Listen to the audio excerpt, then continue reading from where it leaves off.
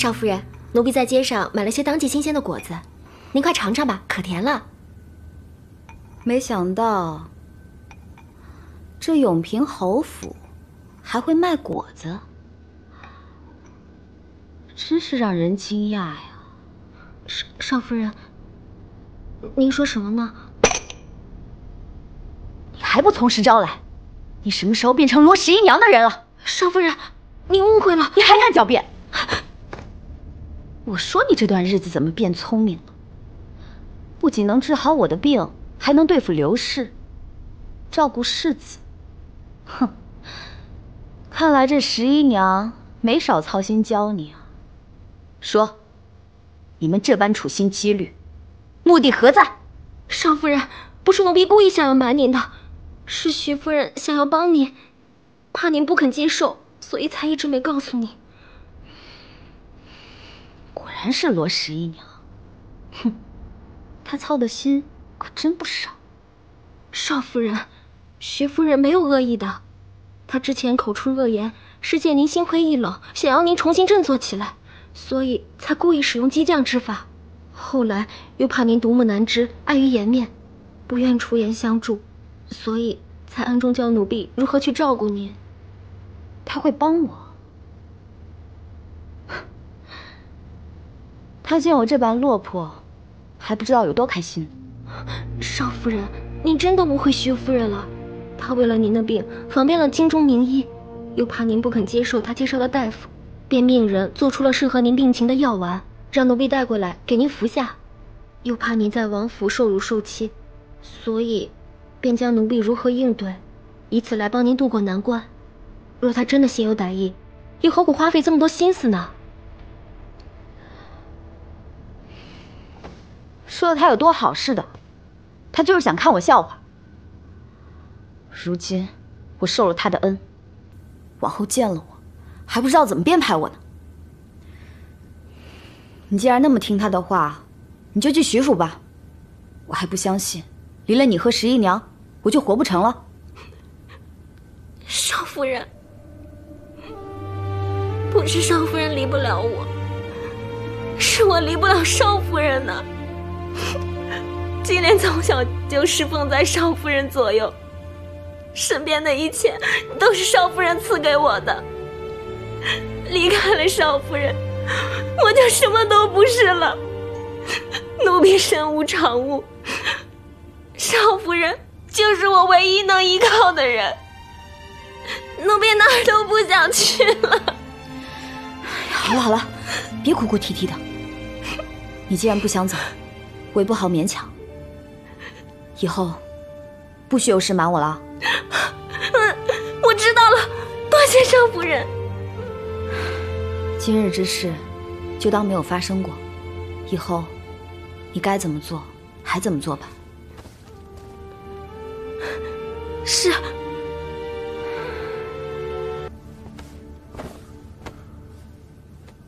母亲。侯爷，我今日只有一句话想问十一娘：为何仙灵阁会有欧家的人？这也是我想知道的。既然你知道欧雁行的身份，为何还要将他留在仙灵阁？事情并非你们所想的那样。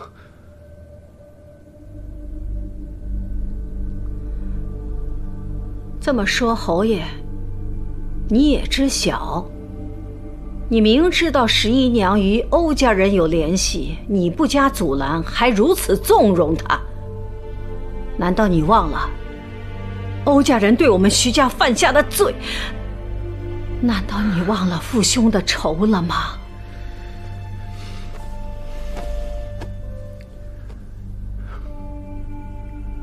母亲，欧雁行虽是欧家人，却不知尘世，也从未参与欧徐两家的争斗。他化名林世贤，机缘巧合加入了仙灵阁，还多次相助我们徐家和十一娘，因此我才没有阻止十一娘与他来往。母亲，二嫂，你们若是要怪罪十一娘，我难辞其咎。侯爷，可他毕竟是欧家的人呀，欧家放任他留在仙灵阁，肯定是不安好心。十一娘，你知道二爷死得有多冤吗？而我竟然用仇人的画作去祭奠他，你让他在九泉下如何瞑目？而我以后又有何脸面去见他？二嫂，依真，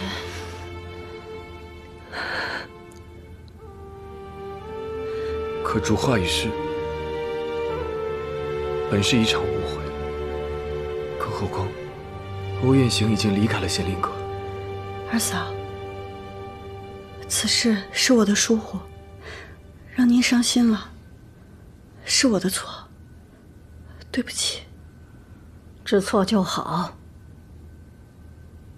这些事，就因为你执意要留在仙灵阁所造成的。我要你就此离开仙灵阁，从此在家相夫教子，打理内宅。母亲，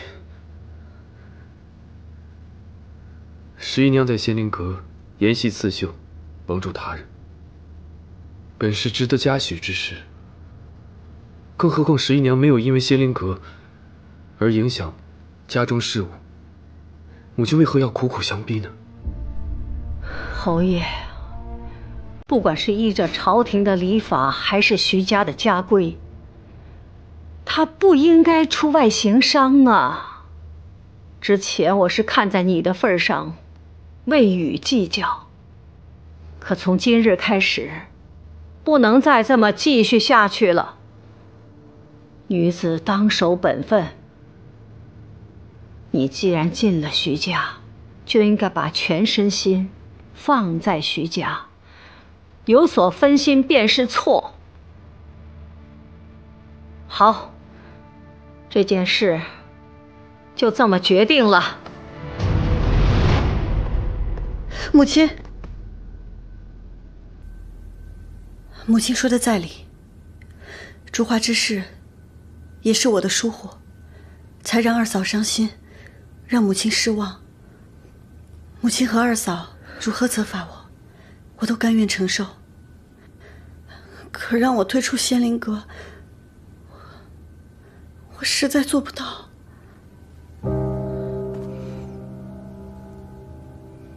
为何？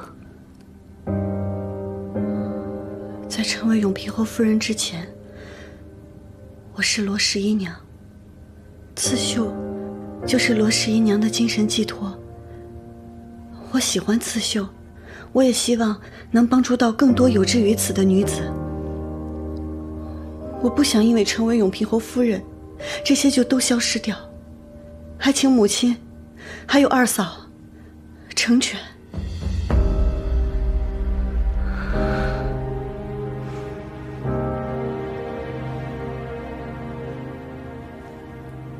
可是仙灵阁已在欧家的眼皮子底下了，只要你在那儿一天，难保不会被利用，伤害到徐家。主画之事就是由此而来啊。见前避后吧，孩子，退出仙灵阁是你最好的选择。母亲，你让我待在仙灵阁吧，我以后一定小心行事，我不会让徐家因为仙灵阁而陷入危机。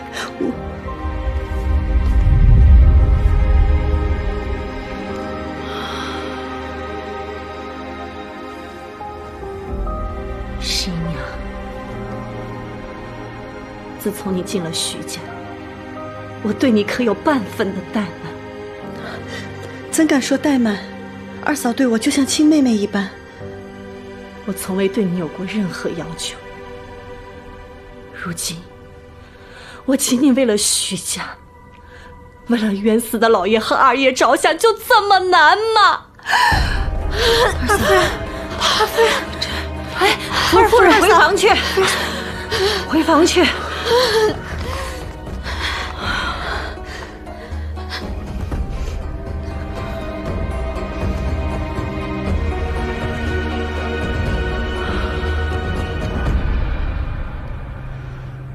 十姨娘，从今日起，你就待在西跨院，不准离开一步。侯爷，你二嫂要是有个三长两短，你对得起许家的列祖列宗吗？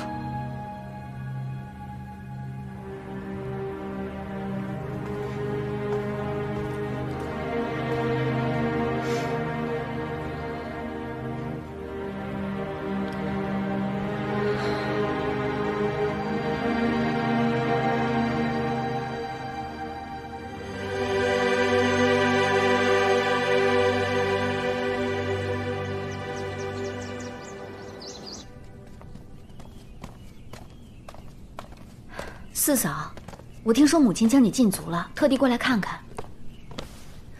你竟然还有心思在这刺绣，都是这刺绣害了你。丹阳，秦姨娘坐。男阳女阴各秉天赋，自古以来都是男人在外建功立业，女人在内勤俭持家，这是规矩。不守规矩，你就是自找苦吃。四嫂，你为何不能像别的女子一般，单纯的相夫教子，安然于世呢？难道女子就只能相夫教子吗？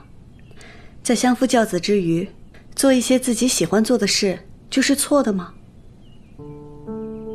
其实，自夫人进家门以来，无论是伺候太夫人、照料庄歌、处理家事，那都是尽心尽力、不辞劳苦，并无让人指责之处。夫人的刺绣技艺高超，若就此埋没了，也确实是太可惜了。只是这徐家家规森严，发生这样的事儿，太夫人肯定不会轻易让步。侯爷就算是有心护着夫人，那也是不能太过违逆。这可如何是好啊？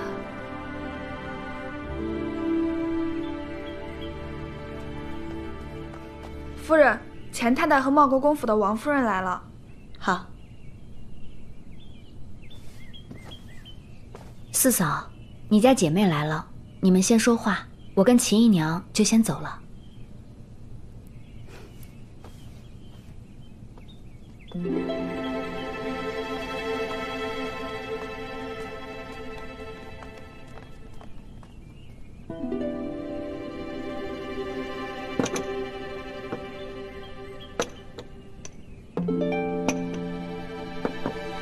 你们怎么一起来啦？妹妹倒是好性子，都被禁足了，还这般若无其事的。是陶妈妈送的信说了你的难处，我们一听就过来了。听说你因为经营仙灵阁的事惹怒了太夫人，被太夫人禁足了。我当然要过来看看了。我们俩一听到消息啊，着急的不得了，赶紧过来了，生怕你又受到什么委屈。她能受什么委屈？性格这么倔强，不给别人委屈受就不错了。让两位姐姐担心了，是我做错了事，应当受罚，不委屈。你打小性子行事就比我们俩有主见，可到底身份不同了，以后做事不能全由着自己的性子来啊。我看你这侯夫人当的呀，也是够艰难的。你教训我的时候不是挺厉害的吗？怎么到了徐家就成了鹌鹑被人拿捏了？原来也就是个外力内人之辈。我算是看明白了，二姐这是特意来看我笑话的。风水轮流转，你教训我的时候，可想到了今日？好了好了，你没事，我们俩也就安心了。这刚才着急来看你，都没去给太夫人请安，实在是不合礼数。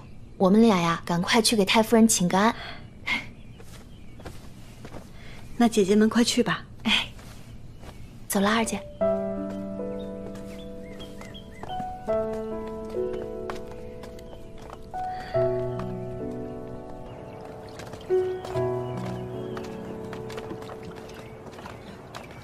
二姐，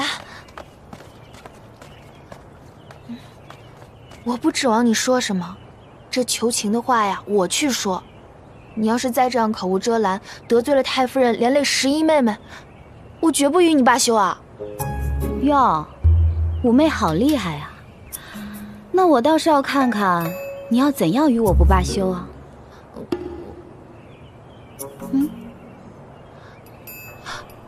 待我孩子出生，绝不让他认你做姨母。还是那么幼稚。那我说的你得听啊！你们是稀客，姐妹之间当然应该多走动走动，是件好事。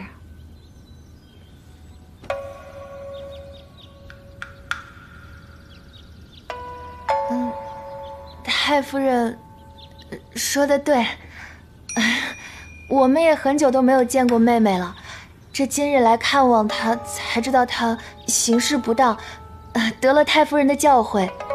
那我们妹妹其实已经知错。11妹在家之时的确有些任性，不过我看她自进入徐府之后啊，就变得谨小慎微，做事也越发有章法。还是太夫人您教得好啊！王少夫人此番赞誉，老身怕是不敢当啊。怎么会呢？我看我11妹执掌钟馗以来，得太夫人和侯爷的信任，把徐府上下打理得井井有条，对长辈孝顺，对小辈爱护，对下人们赏罚分明。这侯爷呀，对11妹也是爱护有加，各个方面都好极了。这自然是太夫人您教得好啊，我们这些做姐妹的都替她开心呢。这11娘的好，老身是看在眼里的。如若她有违矩之处，那老身自然也不会姑息啊。11妹是您的儿媳，您自然是为她好的。只是这11妹还年轻，若是有什么不周的地方，还请您多多包涵。这罗家和我这个做姐姐的，也会多提点11妹，让她谨言慎行，别惹您老生气，也伤了我们几家的和气。王少夫人的意思，老身明白了，也请王少夫人放心。11娘虽有逾矩之处，但她能知错就改，所以不至于伤了两家的和气。太夫人仁慈。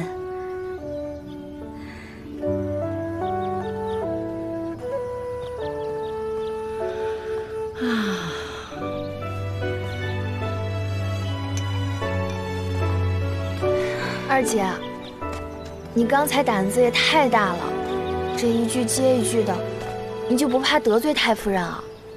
即便我们人微言轻，可来了这一趟，若是连句话都不敢说，岂不是让人更瞧轻了11娘？放心吧，听太夫人的意思啊，只要11娘肯认错，这件事就算过去了。合着是我误会了，我二姐还是十分关心11妹妹的嘛。谁关心她了？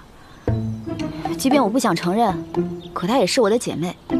若是她被人瞧轻了，丢的可是我的脸。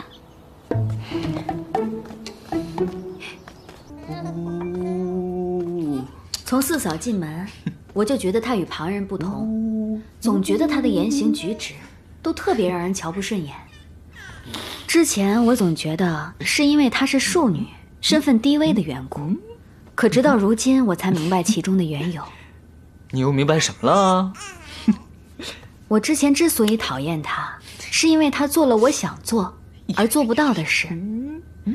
从小我就被告知女子该如何不该如何，可我却从来没有想过自己要如何。可四嫂却能一直坚持自己的想法，我特别的佩服她。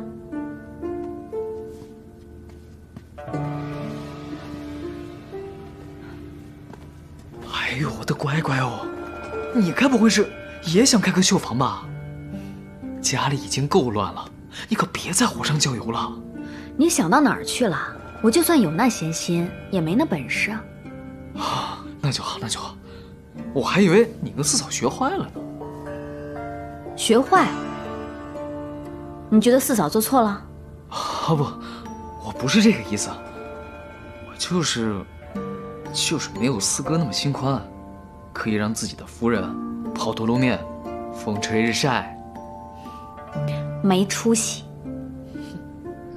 二夫人，也别太过忧思了。二爷若泉下有知，肯定会谅解的。这谁知道徐家人居然和欧家人有联系，全当是个意外吧。此事已过，也无需再提了。仪珍啊，母亲，太夫人。仪珍，娘来看你了，身子好些了没？让母亲为我担心是儿媳的不是，母亲放心，已经好多了。行了，不必多礼，都坐下，坐。唉，今日十一娘的2位姐姐来过了。本以为王少夫人和十一娘不睦，没想到这话里话外啊，竟为十一娘说话撑腰，这倒真是让我有些意想不到啊。可见是十一娘的真心感动了她。如今她们姐妹同心，不管是对十一娘还是对我们徐家，都是好事。这个十一娘啊，能以德服人，确实有徐家主母风范。但就这个竹画之事，确实让我很失望，不然我也不会苛责于她呀。其实十一娘心地也并不坏，这次的事只是她一时间没有想明白，毕竟她没有经历过徐家的劫难，难以体会我们的心情。等她想通也就好了。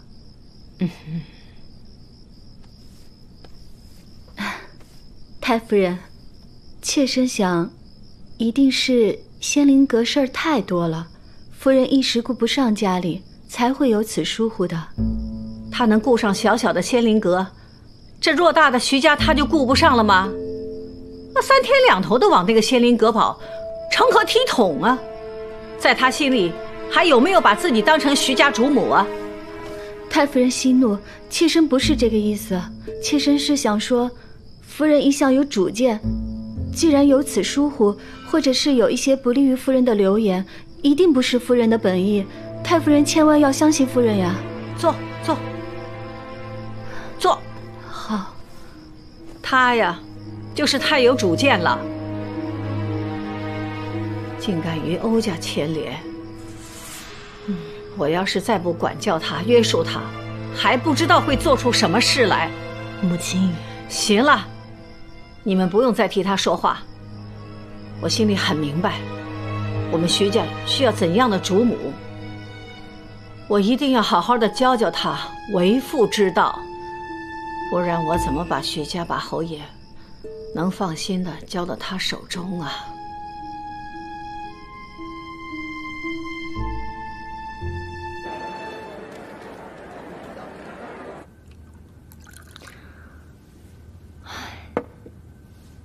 谁能想到那日来求画的人竟是徐府的二夫人？看来十一娘在徐府一定受了不少劫难。那日本是我在仙灵阁的最后一日，有人来求画，我想着善始善终，也算是缘分一场。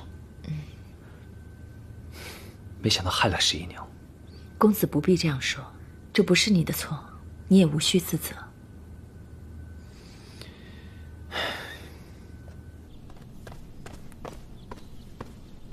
秦姨娘，你来了。你看，这都是我花圃刚下来的花，怎么样？秦姨娘养的花自是无人能比。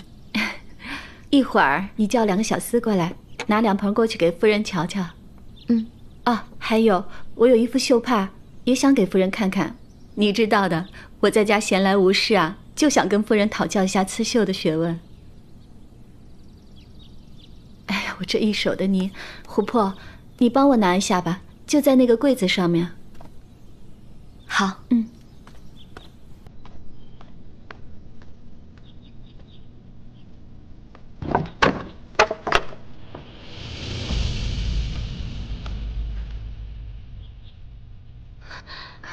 琥珀，不是这条。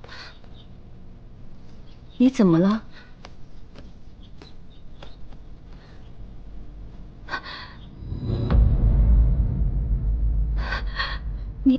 你怎么有这块绣帕？你和童姨娘是什么关系啊？你说谁？童姨娘？哪个童姨娘？这半块绣帕，她是童姨娘的。童姨娘是先夫人的陪嫁丫鬟童碧玉，我和她都是丫鬟出身，关系亲近。这是她死之前给我的。你有另一块，难道你就是碧玉的妹妹？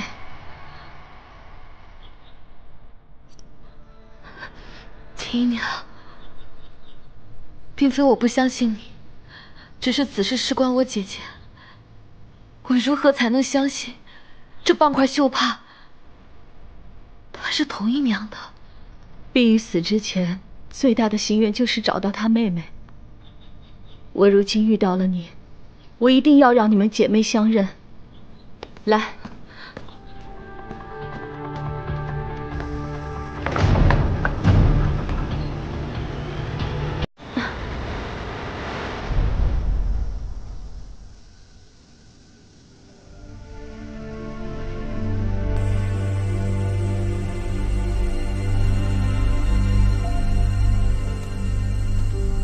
这就是碧玉生前住的地方。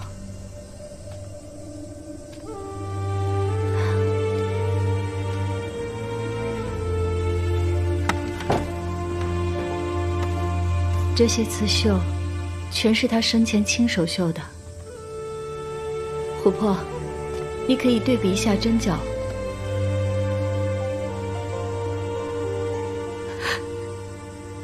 这是我姐姐的绣帕。这是我姐姐的绣帕，原来我一直寻找的姐姐，她就在徐府。可是如今她……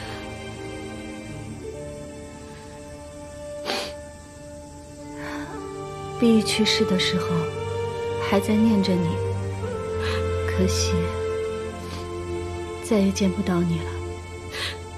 我姐姐她是怎么死的？秦姨娘，我求求你告诉我吧，我找了她很久了，我必须要知道真相。你先起来，琥珀，你可知道，你姐姐身为一个妾室，为什么去世以后，这屋子却能保留下来呢？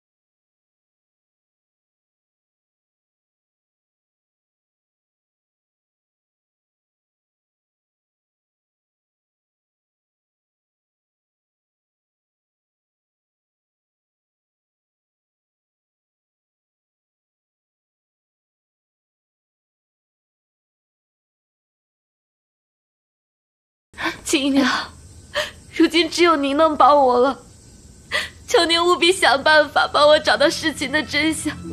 您的大恩大德，琥珀永记在心。哎呀，你怎么又跪下了？你不答应我就不起来。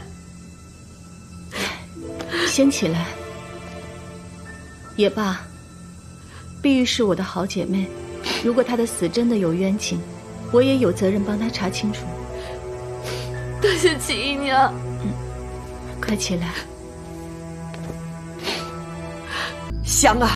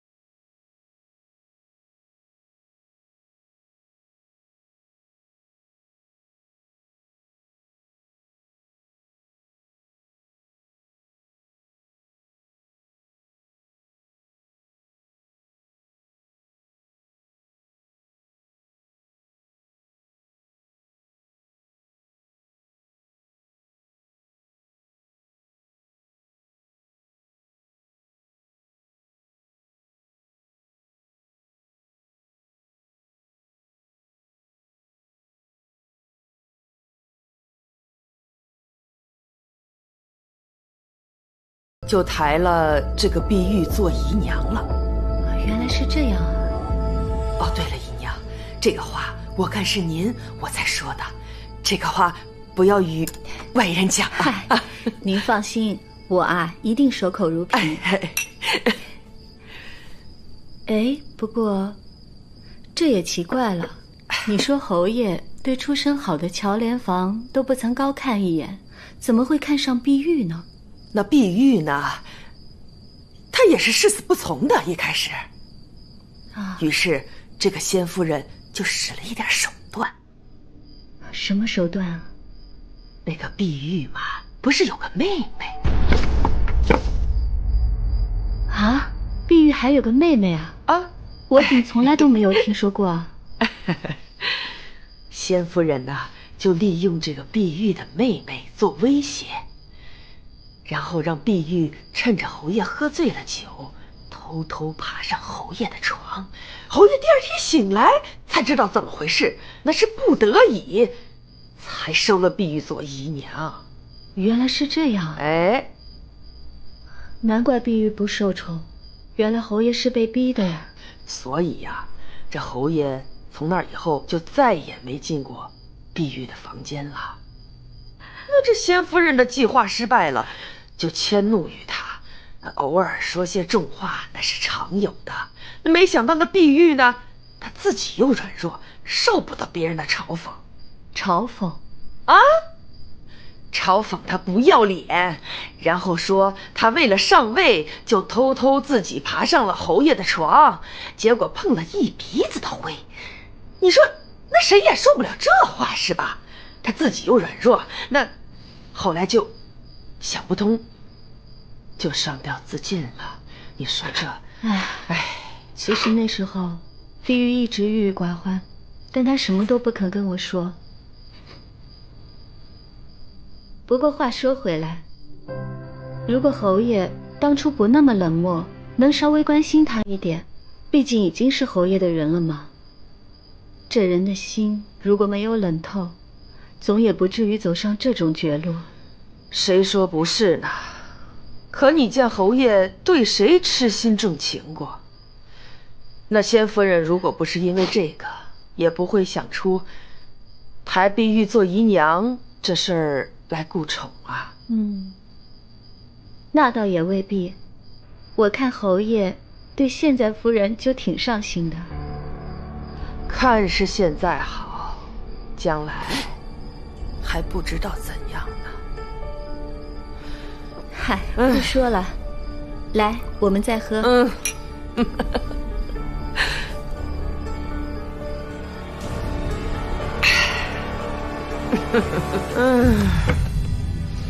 陶妈妈，起来再喝啊。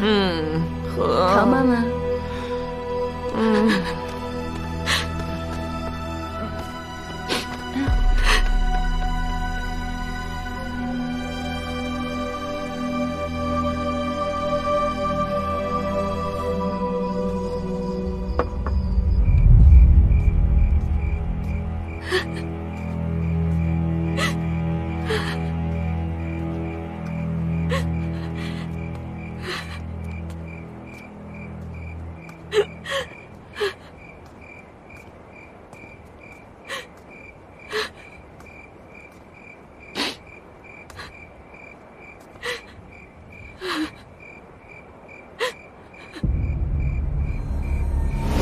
铜碧玉说起来，其实是罗元娘和徐令仪联手逼死的。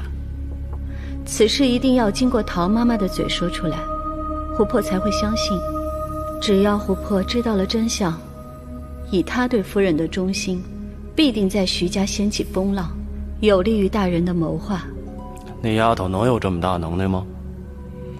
大人不要小看这丫头，夫人对她非常信任，此事我有80%的把握。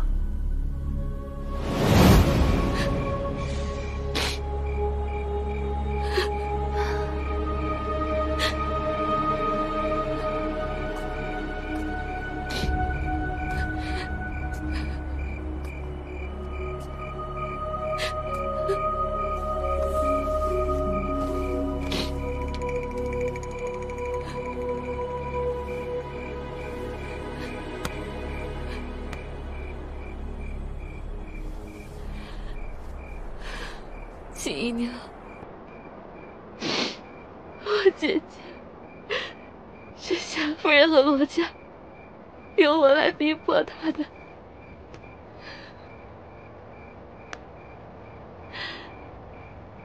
我也接纳了我姐姐，就不该对她置之不理、不闻不问，任由他人欺辱。我姐姐是被罗家和侯爷一起逼死的。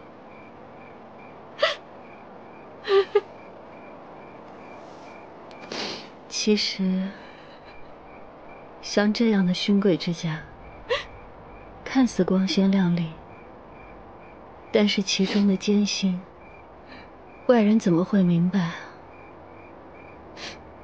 夫人身为正室，都会受到逼迫，何况是像我们这样的妾室、奴婢呢？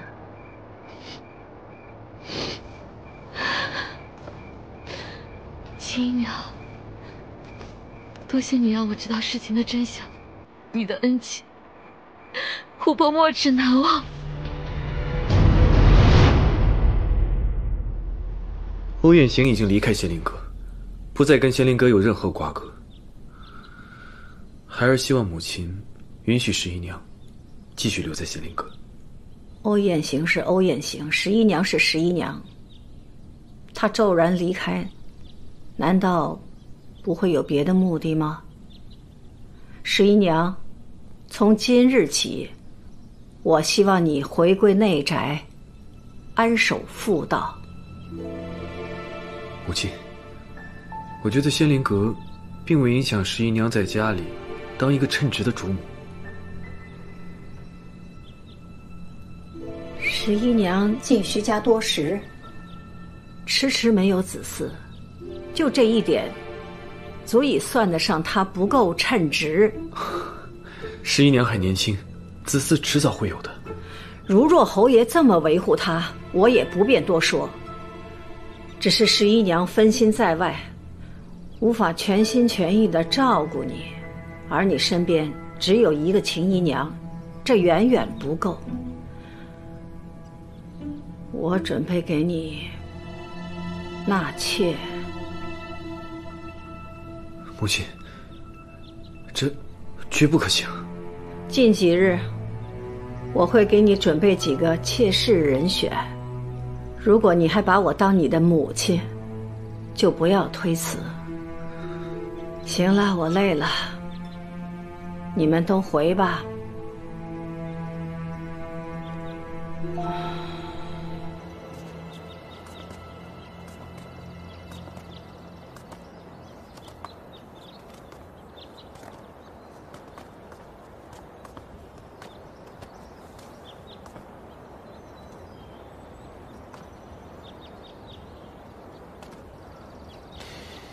放心，无论如何，我都不会拿钱。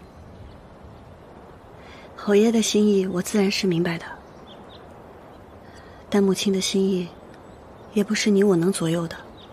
母亲的心意不代表我的想法。我明白，说到底还是我做的不够好，做的不够周全。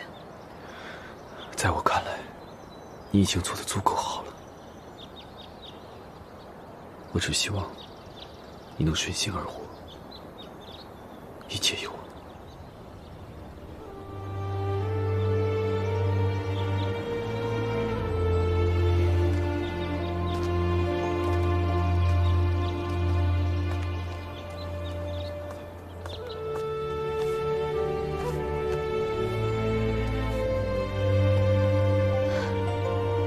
今日太夫人逼迫夫人，我看在眼中，就联想到了姐姐。虽说侯爷如今一直维护夫人，可他当年对我姐姐做出了如此绝情之事，焉知他日不会背弃夫人呢？在这徐家，想要当好一个主母，实在是太难了。真是一入侯门深似海。元娘和侯爷都是无情无义之人，为达目的不择手段。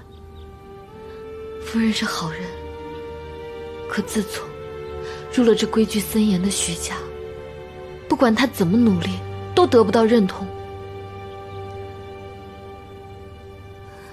看着夫人日渐消沉，我真的担心她会步了我姐姐的后尘。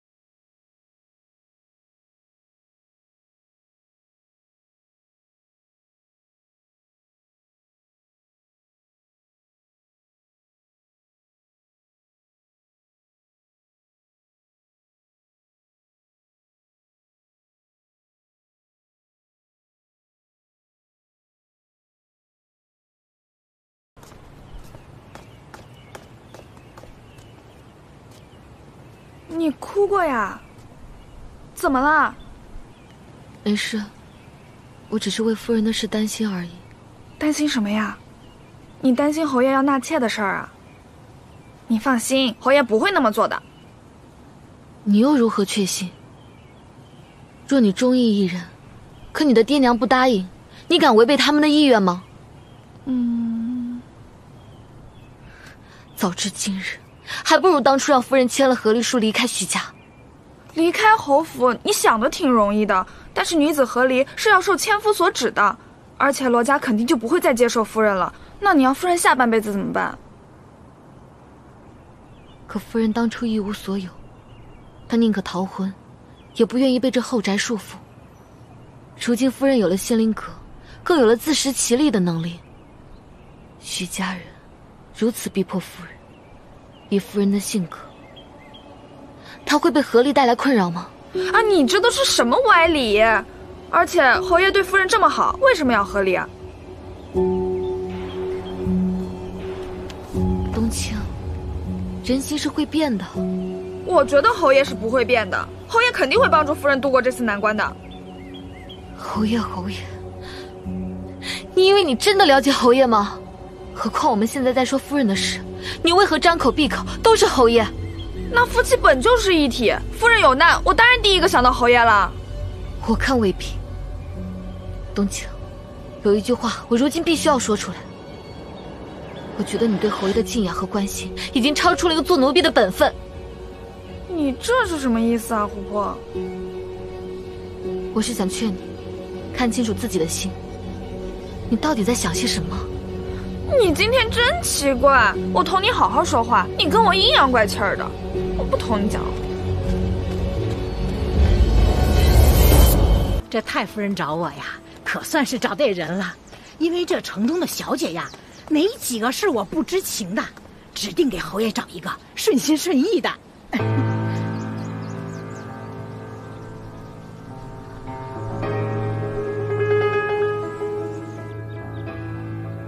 夫人待我宽厚，我不能眼睁睁地看着她受此折磨。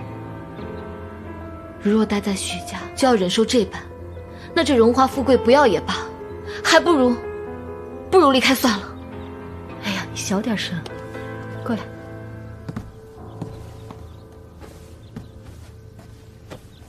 你看看你，一着急，张口闭口就是离开，这是一桩小事吗？夫人做事一向稳妥谨慎，断不会这么轻易离开侯府的。可徐家人步步紧逼，夫人未必不是这么想的。那退一万步说，就算夫人顺了你的意，离开了侯府，短时间在京师应该也待不下去了。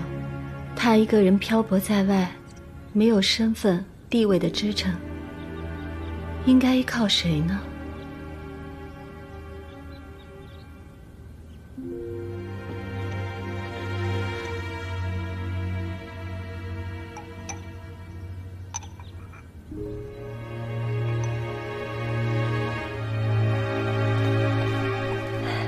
去吧。夫人，太夫人都对你这样，你还给她做衣服？不然呢？不管如何，先把自己做好。快去吧。夫人，要不还是让我去吧，让冬青留下来陪你。也好，那琥珀去吧。你这脸色出去，让人瞧见了，还以为我罚了你呢。夫人。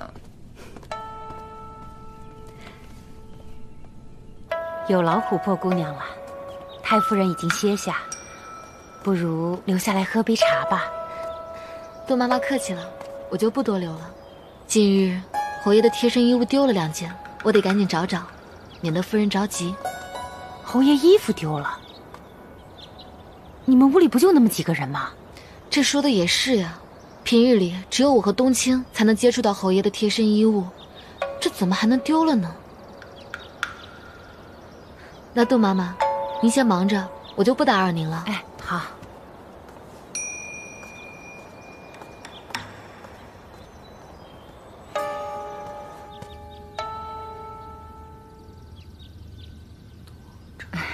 太夫人，听琥珀那丫头说，侯爷的贴身物件丢了2件。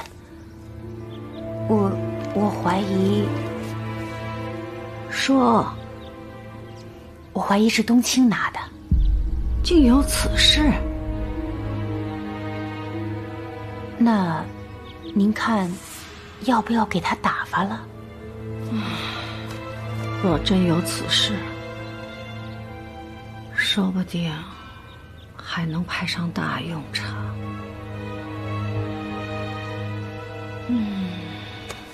行，去吧。哎。这腰带上的刺绣果然精细，针法也颇为别致。只是不知道傅大人会喜欢什么样的绣纹，不如绣个祥纹，吉祥如意，他应该会喜欢吧。给我搜！是。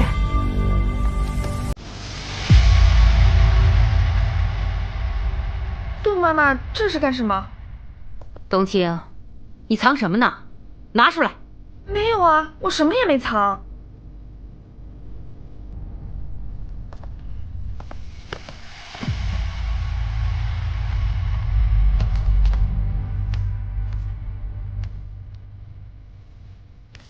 这不是侯爷的腰带吗？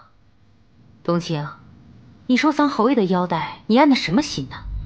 我，难不成你对侯爷还有非分之想吗？没有，杜妈妈。少废话，去跟太夫人讲去。杜妈妈，不是这样的。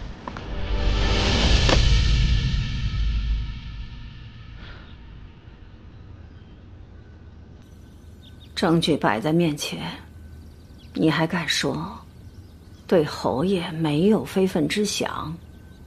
母亲，侯爷的衣物是我让冬青打理的，不知是不是有什么误会？我们不妨听冬青先说一说。好，那你说，你藏着侯爷的腰带做什么？太夫人，我藏侯爷的腰带是为了学习上面的针法。学习针法？你放着你家夫人这么好的师傅不去学习，一个未嫁的姑娘私藏男子的贴身物件，说要学习针法，你觉得你这些话会有人相信吗？太夫人，我真的是为了学习针法，我想做一条刁奴，还敢狡辩？你以为我们这些主子就这么好糊弄吗？母亲，冬青自小就跟随在我身边，他的为人我最清楚不过了。他对侯爷是不会存有非分之想的。你治下不严，我还尚未问你的罪。事情摆在面前了，我还如何相信你啊？冤枉啊，太夫人！其实那条腰带是……冬青，你作为主母的大丫鬟，竟敢觊觎家主。按照徐家家规，你应立即发卖出去。不要，太夫人！母亲，母亲说的对，是我管教不严，还请母亲开恩留下冬青，我日后定当严加管教。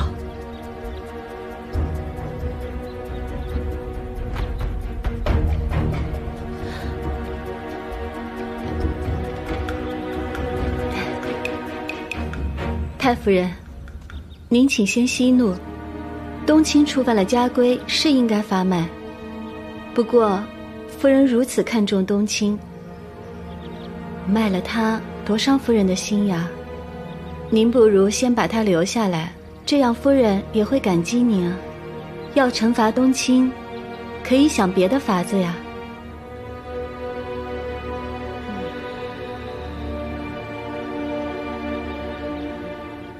十一娘，我知道冬青从小在你身边伺候你，你舍不得他。好啊，你们都在为他求情，那我也不是一个无情之人。把头抬起来。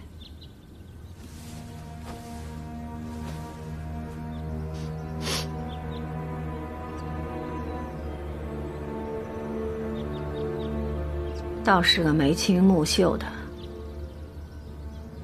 事已至此，我总得给全府上下一个交代吧，不然徐家家规往后还如何御下？十一娘，我给你3日时间考虑：一，退出仙灵阁，帮着侯爷纳冬青为妾；二，按照徐家家规，将冬青发卖出去。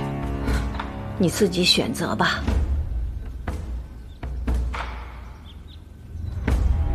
太夫人，这件事情与夫人无关，为何逼迫我们夫人？我就是把冬青关进柴房，没有我的允许，不准踏出一步，不然打断他的腿。来人，把冬青拉到柴房。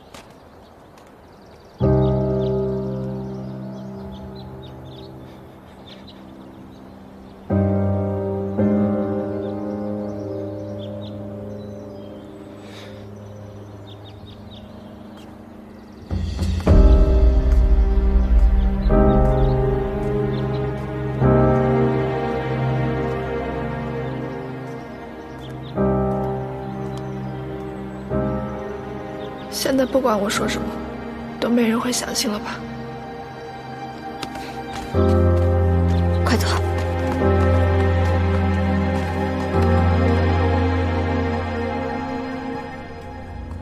夫人，菜都快凉了，您还是吃点吧。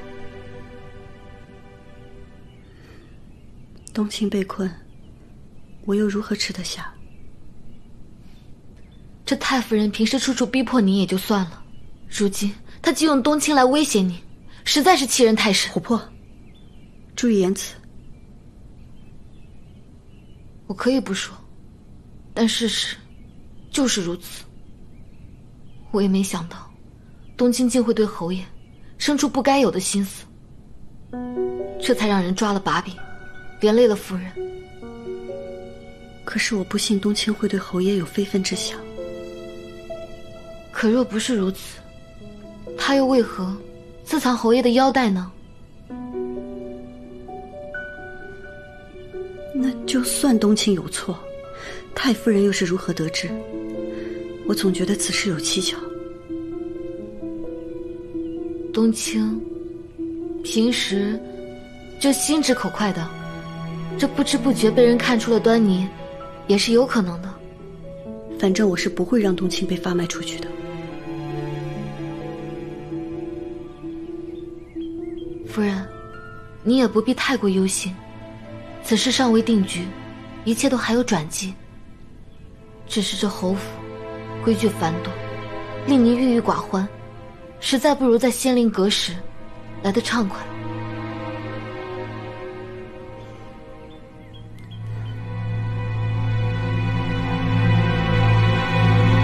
没想到太夫人居然会利用冬青来逼迫夫人。夫人如此看重冬青，定舍不得发卖了她。想来此事，太夫人定能如愿了。那可未必，以夫人的性子，肯定不会轻易妥协的。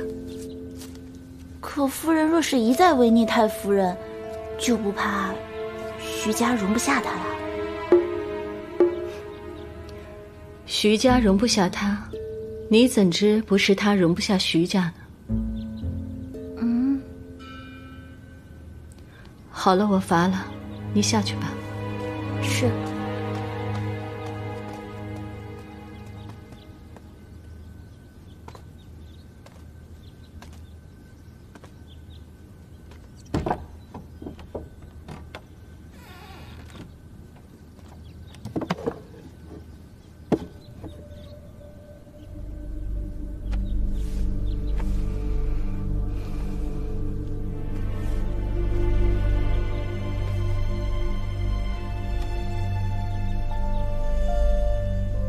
等成功离间了侯爷和夫人，我的筹划就能成功了，我内心的痛苦也能消散些了吧。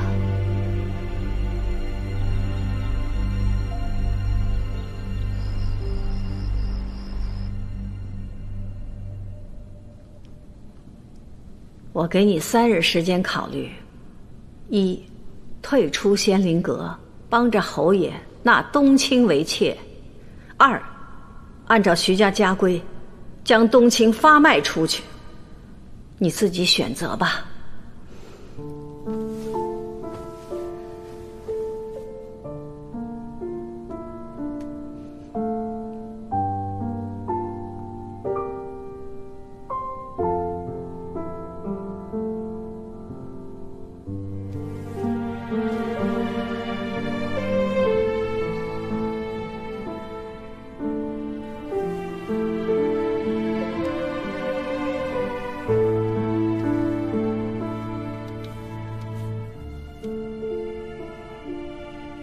别担心，一切有我。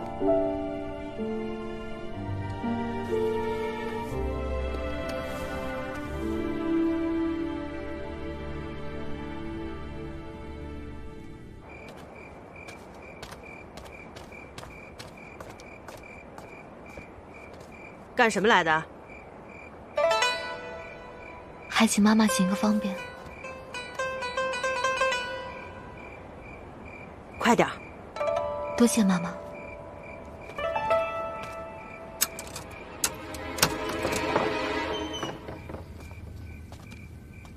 琥珀，夫人叫我给你带了一些吃的，你先吃点。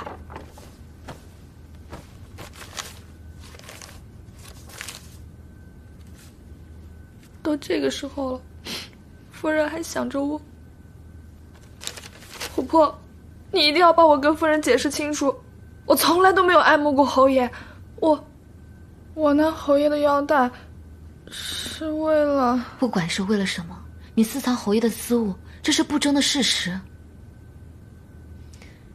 时间有限，我们就长话短说。如今太夫人已经笃定了要用你来逼迫夫人，她就不会轻易放过你。眼下你作何解释也是无用的。夫人向来敬重太夫人，太夫人为何要这样逼迫夫人？与其让夫人两面为难，还不如让他们将我发卖了。其实我今天来就是为了要跟你说这件事的。这件事它不一定是件坏事儿。此话何意啊？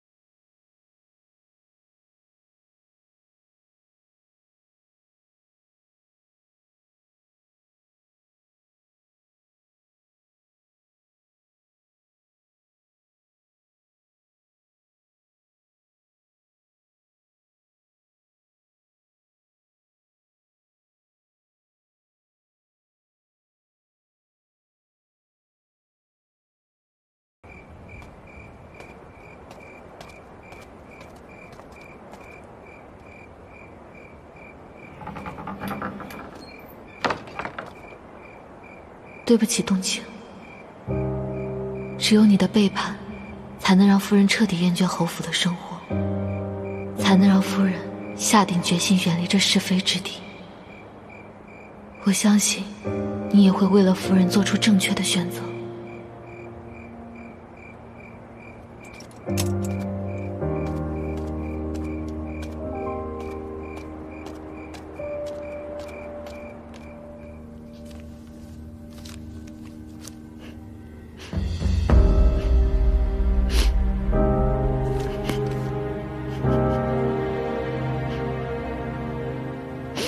我若是嫁给侯爷做妾，那傅大人……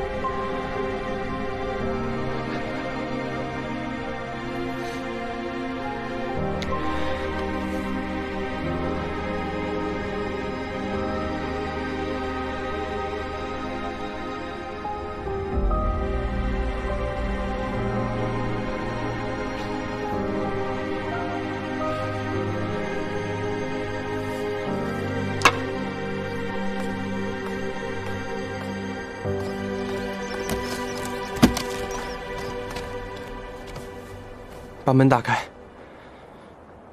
侯爷交代了一些话让我问冬青。是。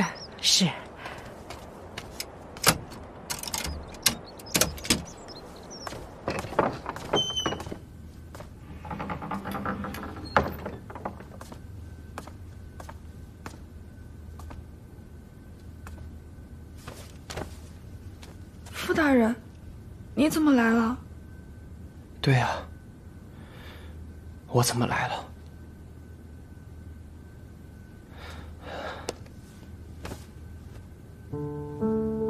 你心里从来都没有过我，是吗？这是干什么？放开我！这么长时间了，你虽然口口声声叫着我傅大人，但却是想说什么就说什么，未曾有过自轻自贱之举。我当你是个心思单纯的姑娘。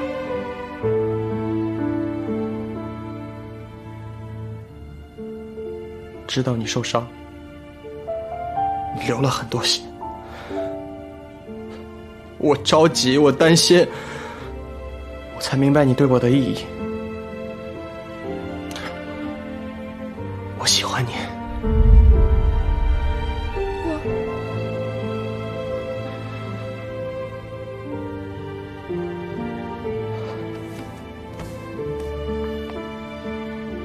我昨天跑去买了这个。我想了一肚子的话，我想把我所有的心意都告诉你，我想娶你。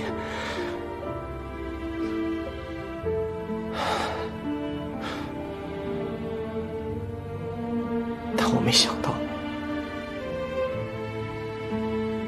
你一直以来喜欢的都是侯爷。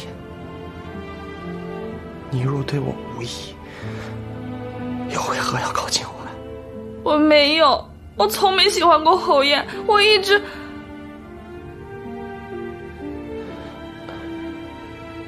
而你就不一样了，若侯爷纳了你为妾，你不仅不会跟夫人相争，更不会害夫人。从未喜欢，为何要私藏侯爷腰带？一边喜欢侯爷，一边靠近我，你到底想干什么？还是你觉得？若非攀不上侯爷，攀上我也是好的。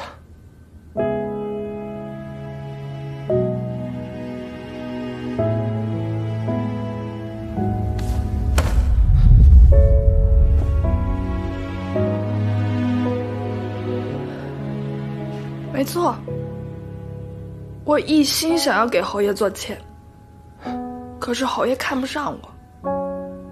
我就只能退而求其次。虽然你比不上侯爷，但好歹也是个大官，也能给我想要的荣华富贵。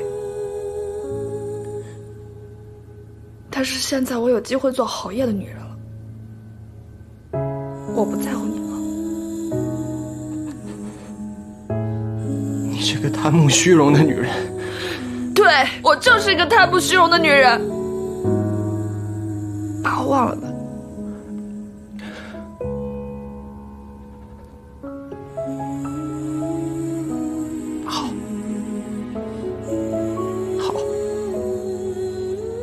就算我看错人了，就当我们从来都不认识。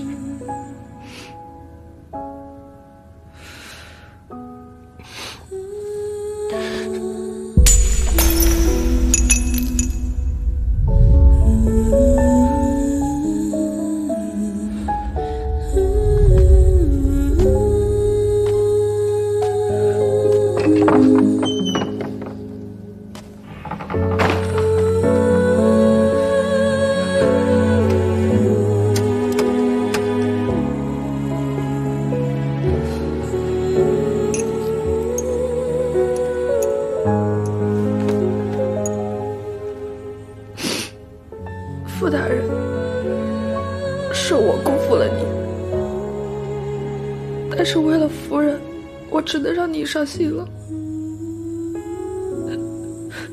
你就把我忘了吧。